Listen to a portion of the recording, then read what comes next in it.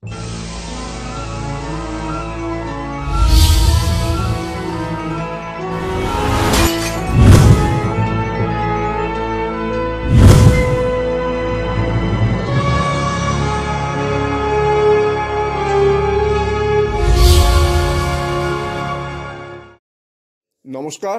আপনারা দেখছেন কড়া খবর। এখন কড়া খবরে দেখুন, সোদপুর পানিহাটির গান্ধীনগর শ্রী শ্রী তারামায়ের বাড়ি থেকে তারাপীঠে তারামায়ের মন্দির দর্শন সহ দুস্থদের বস্ত্র বিতরণ, ভান্ডারা ও পূজা দিতে হাজার হাজার ভক্তদের সম্পূর্ণ বিনা খরচে তারাপীঠে মায়ের মন্দিরে যাত্রা। সোদপুর গান্ধীনগরের বিশিষ্ট ব্যবসায়ী ও সমাজসেবী রঞ্জিত ঘোষের উদ্যোগে প্রতি বছরই তারাপীঠ, পুরী সহ একাধিক তীর্থস্থানে বিনা খরচে এলাকার মানুষজনকে তীর্থ করানো হয়। এবছরও 22শে ফেব্রুয়ারি এই কর্মসূচি নেওয়া হয়।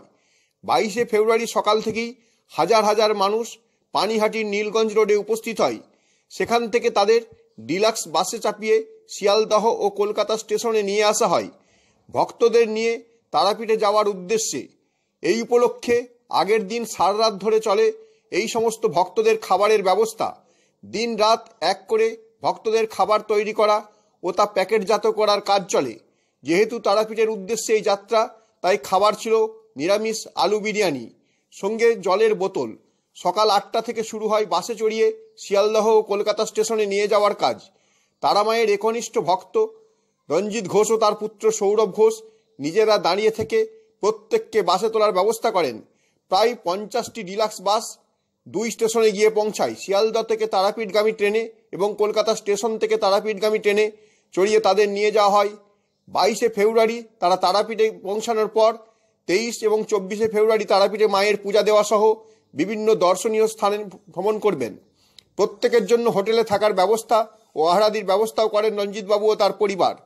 এবছর প্রায় 5000-এরও বেশি মানুষকে নিয়ে মাতৃদর্শন করাতে যান তিনি। 25শে ফেব্রুয়ারি সকালে প্রায় 8000 দুস্থ মানুষকে বস্ত্রদান করে পুনরায় কলকাতা ও শিয়ালদহগামী ট্রেনে চড়িয়ে সোদপুরে প্রত্যাবর্তন করবেন তারা। এখন কড়া খবরে শুনুন এই যাত্রা সম্পর্কে কি বললেন তারামায়ের বরপুত্র রঞ্জিত ঘোষ।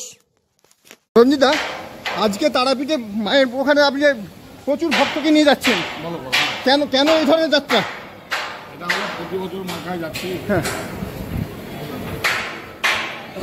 একটু দাঁড়িয়ে যাবেন। মার নামটা প্রচার করা আমাদের উদ্দেশ্য। সবাই যেন ভালো থাকে, মাকে যেন আশীর্বাদ পায়, আর আশীর্বাদের জন্যই সবাই যাচ্ছি। আর সাথে মায়ের নামটা প্রচার করতে আমার উদ্দেশ্য। এবছর কতজনকে নিয়ে যাচ্ছেন? এবার 8000-এর মধ্যে লোক হয়েছে, 6000 ধরেছিলাম। এর বাইরে আবার একটু বেড়ে গেছে। এই আমরা এগোচ্ছি, সব লেট হয়ে গেছে। এবার 6000 লোক ছিল, 8000 লোক হয়ে গেছে। গত বছর যেতে পারিনি, আমরা এবার নিয়ে যাচ্ছি।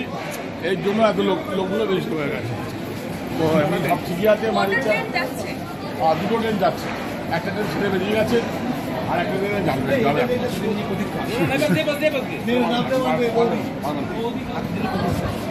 অনেক দিন ধরে তো এই পরিকল্পনাটা আজকে সফল হচ্ছে, ভালো লাগছে। মার ইচ্ছায় সফল হচ্ছে। আমরা সবাই মিলে তারাপীঠে গিয়ে আপনাদের কর্মসূচি কি কি? আমাদের তারাপীঠে দিয়ে এখন দিয়ে তারাপীঠ নামার পর কোনো বাস থাকবে, ওখান দিয়ে বাসে থাকার পরে ওখানে খাওয়া দাওয়া আছে। বাস থেকে বাসে খাওয়া দাওয়া করবেন। বিকেলবেলা খাওয়া দাওয়া করার পর আগামীকাল সকালবেলা মুন্ডমায়ের তলা পুজো হবে, মায়ের ভোগ হবে, মায়ের বেড়াবাসি করে ভোগ হবে এবং যজ্ঞ হবে। তারপরে আবার নারায়ণ সভা হবে, সেখানে প্রায় 15-20 লোক খাওয়া দাওয়া করবেন। এবার বিকেলে আবার মায়ের গান হবে। আর তারপর দিকে হলো তারাপীঠে মায়ের পুজো। সকালবেলা মার স্নান, মার পুজো এবং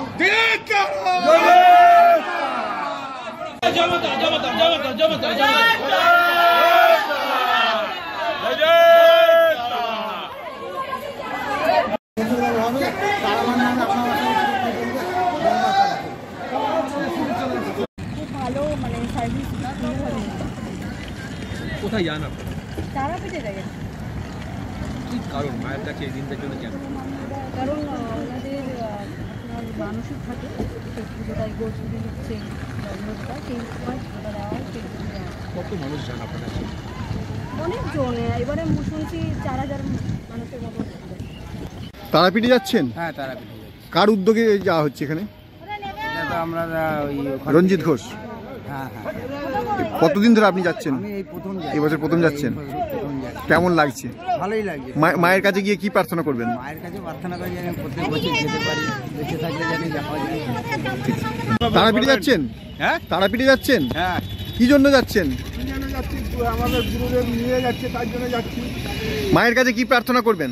মার দ্বারা প্রার্থনা কি করবো, আমাদের আর কি করার আছে? গরিব লোকদের গরিব বলে মা ভালো রাখো, সবাইকে ভালো রাখো, আমরাও ভালো থাকি, সবাই যেন ভালো থাকে। কতদিন ধরে যাচ্ছেন আপনি?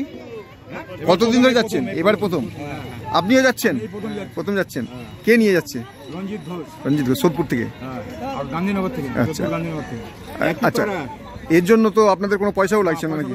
সম্পূর্ণ উনি নিজের বিনা পয়সা একদম। চলুন এখন আমরা আপনাদের সরাসরি দেখাই সোদপুরের নীলগঞ্জ রোডের চিত্র, যেখানে হাজার হাজার ভক্তদের নিয়ে বাসে চড়িয়ে তারাপীঠের উদ্দেশ্যে যাত্রা শুরু করলেন রঞ্জিত ঘোষ ও তার পরিবার।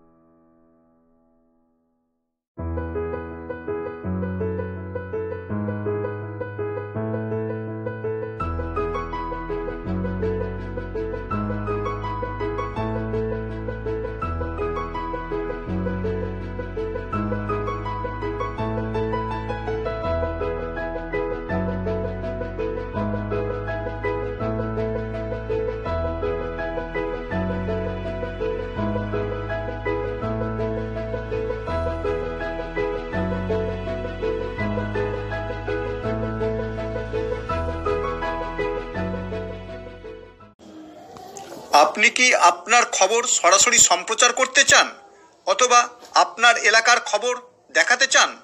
তাহলে যোগাযোগ করুন কৃষ্ণপ্রসাদ পাত্র, ফোন নম্বর 8622800252 অথবা 8282860856 এই নাম্বারে, অথবা অর্জুন সেন CPRO, ফোন নম্বর 9433138840 এই নাম্বারে।